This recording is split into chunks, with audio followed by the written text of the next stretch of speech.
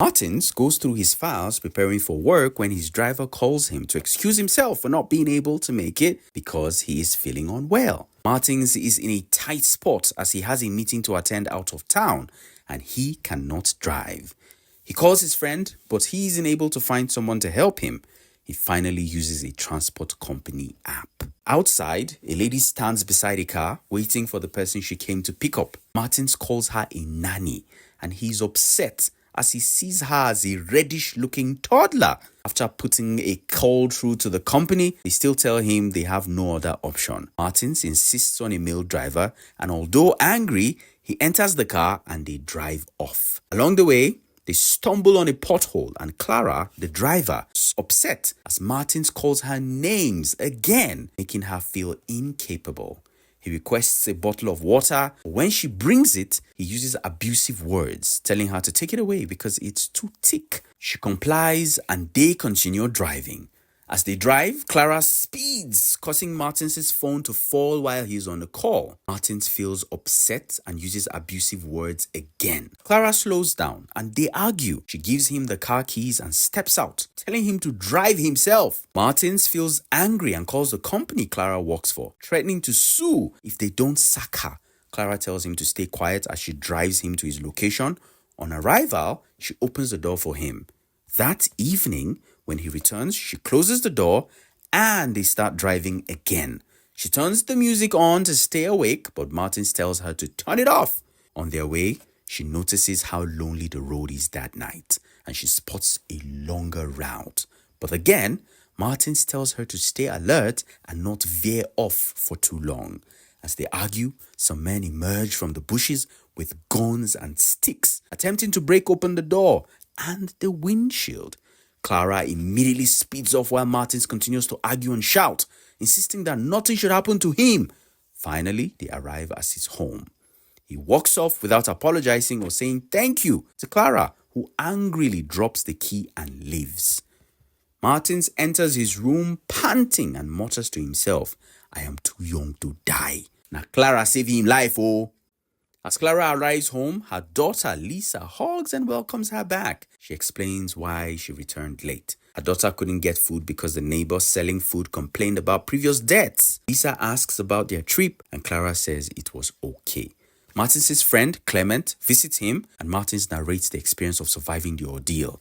Clement, knowing his friend well, asks him if he is sure the girl was rude, but Martins insists Clara saved his life. Clement finds it amusing as Martins is too proud. The following morning, at Clara's house, as she dresses her daughter, Lisa complains about being unable to pay her fees. Clara promises to pay at the end of the month. While they talk, her boss calls to tell her she is fired. She immediately puts on a strong front for her daughter. Clara arrives at Martins' house with grit. Bypassing the security guard aggressively, she walks in on him watching a movie and she angrily insults him for complaining to her boss and requesting her firing. She storms out as Martins stares at her while she curses him. Feeling despondent, Martins reaches out to his friend Clement, who complains that he feels like a side chick whenever Martins calls, especially when he is in trouble. After explaining what happened, his friend blames him for his actions and advises him to apologize to Clara and get her job back. That night, he dreams of being kidnapped by robbers while Clara stands beside him saying nothing. Martins wakes up angry and complains about Clara allowing those guys to kill him in his dream. He calls Clement to complain, but his friend advises him to go and apologize to Clara. The next morning, he calls the transport company to rehire her, but they've already replaced her. Martins continues to express regret and attempts to contact them again, requesting Clara's phone number and address. Later that day at the office, he tries to call Clara, but her phone is off again. Annoyed, he sets in as his friend walks in, and after explaining that her number isn't going through, his friend advises him to find her at her house and apologize. The same day, Clara's daughter complains to her about being hungry. There's no food in the house. Clara reassures her that although they haven't been paid yet, they will have food when they do, unaware of where the next meal will come from. Martins is already heading to Clara's house with the driver. On the way, he keeps complaining about the road, but the driver tells him not to worry. A few minutes later, they arrive and the driver knocks on Clara's door. She tells him to come in and he immediately explains that he needs her to come see his boss. Clara insists he should come in by himself and knock before entering. But he tries to persuade her. Clara still refuses. The driver returns to Martin's and explains that Clara says he should come instead, but he remains stubborn. They drive off and on the way back, the driver advises him to bring down his pride and apologize to Clara. Martins tells him to pull over and not insult him, ordering him to continue driving as the driver apologizes and continues driving. Shortly after, Clement calls and explains what happened, advising Martins again to do the right thing by going back to apologize. Martins then tells the driver to take him back to Clara's house. When they arrive, he takes a long time to step down, but the driver tells him they have arrived. He refuses to step down and orders the driver to open the door for him. He orders the driver to take him to Clara's room. As he knocks and is invited in, he storms out in disgust after asking if this is where she stays. Squeezing his face in displeasure, then he vomits and runs outside. Clara consoles her daughter as she is angry. Outside, Martins coughs uncontrollably and his driver tries to assist him, but he orders him to start the car and they drive off as he keeps coughing. Clara's daughter asks her about the person who came, but she tells her not to worry. That's how rich people behave. Clement advises him again to put himself in Clara's shoes and understand how hard life is.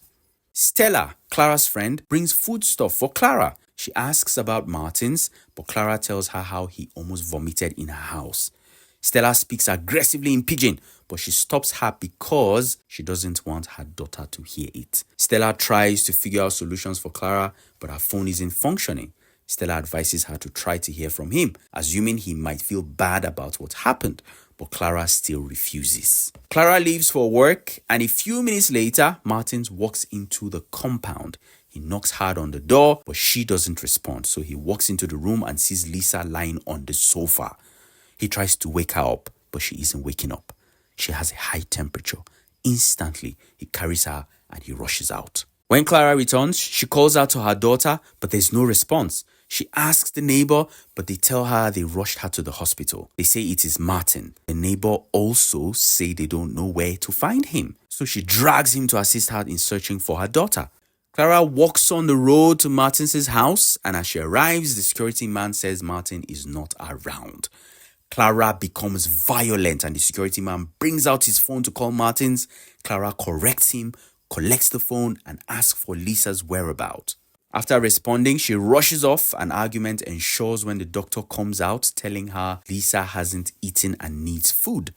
Martin leaves to get food after Clara can't provide any. The doctor advises her to feed Lisa well, who is finally awake but hasn't eaten yet. While Clara is talking to her, Martin walks in and they start arguing again. Martin advises her to take Lisa to her father if she can't care for her. Lisa then asks her mother how they will pay the bills. Martin questions Clara again. Finally, Clara and Martins make amends, but when Martin offers for Lisa to spend time at his house, Clara refuses, and Lisa begs her mom to let her go there. Stella brings clothes for Clara and her child to Martins' house. While they are discussing, she speaks in good English, amusing Clara to hear her friend respond like that. Lisa calls Martins my hero when he comes to check up on her in her room, but she laughs as she tells him that her mom loves her and will not crucify him for calling himself her hero. Martin asks Lisa about her father, but she responds by saying she hasn't met him and that Clara isn't her mother either. She found her on the streets and took care of her when she was a baby and has been caring for her ever since. Martin walks in on Clara begging for a job on the phone. Then he asks her about her educational qualifications, but she angrily tries to ignore him and rudely walks out on him while he stares at her quietly. At the office, Martin tells his friends about Clara's act of kindness. His friend questions why he should be kind to people. At home, Martin walks in on Clara and Lisa playing, so he watches them from afar, smiling. He returns and asks Clara why she loves a stranger. He opens up to her, admitting that he knows Lisa isn't her child. She tries to leave angrily, but he stops her and apologizes. Clara still acts rude, but Martins laughs about it, leaving her stunned to hear and see him laugh. Martins tells her about being an orphan, and she's shocked. He narrates how he was adopted by his father with another boy who later poisoned him and took all he had. But he was caught due to CCTV footage and sent to jail. Clara is shocked as she looks at Martins with unblinking eyes while he explains how his father advised him that staying single is better, which influenced his behavior. The next morning, Martins calls his driver Jude by name and asks him about his family. Jude is surprised as he has never asked about his family before. Martin also encourages him to invite them over soon. Martin gets Lisa clothes, but Clara worries that Lisa will not get over it or get carried away by the fancy things. She reassures Lisa that they will be going back soon and tells her not to worry and that Martin is a nice person. Martin submits Clara's CV to a friend's company and gets her a job as a marketer. She thanks him and rushes to tell Lisa in excitement. Lisa and Clara hug in excitement and gratitude. The next morning, Lisa visits and Clara tells her friend about Martins' kind attitude. That night, Martins couldn't sleep. He remembers joining Lisa and Clara playing. Then he thinks to himself that they shouldn't leave. The same night, Clara couldn't sleep either, and she keeps thinking. The following morning, Clara packs their bags. Lisa sadly waves goodbye to Martin, but he looks sad. Clara arrives at the house in tears, but Lisa tells her why she didn't stay, knowing she loves him. Martin explains to his friend about his feelings for Clara, and his friend is happy. He advises him to follow his heart. Immediately, Martin grabs his car key and hurries to Clara's house. For the first time, Martin drives himself to Clara's house. When he gets there, he apologizes to Clara and tells her that he wants them back. He tells her that he wants them as a family. She also tells him she feels the same way, and he kisses her and they both laugh.